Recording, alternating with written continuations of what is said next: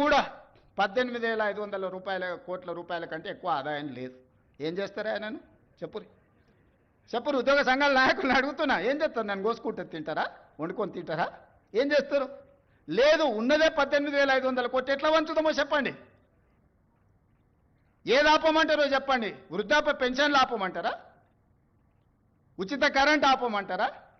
షాదీ ముబారక్ ఆపమంటారా? ఏ ఆపమంటారో చెప్పండి. ఏది ఆపుతారో ప్రజలకు చెప్పండి. అయ్యా మీది ఆపేసి మేము బోనసులు తీసుకుంటాం, మేము జీతాలు పెంచుకుంటాం, మేము అన్నీ మేము దినంగా మిగిలితేనే మీకు ఇస్తామని రైతు ప్రజలకు చెప్తా అంటే చెప్పండి. బహిరంగ సభ ఏర్పాటు చేద్దాం, 10 లక్షల మందిని చేస్తా. ఉద్యోగ సంఘాల నాయకులు మాట్లాడండి, మేము ఈ చిట్టి ఇచ్చిన ముఖ్యమంత్రికి దీని ప్రకారం పరిపాలన జరుగుతుంది అనేది ఇదొక మార్గం. లేదంటే 100 రూపాయలు ఉన్న పెట్రోల్ 200 చేద్దామా చెప్పురి. 30 రూపాయలకి ఇచ్చే బియ్యాన్ని 60 రూపాయలు చేద్దామా చెప్పురి.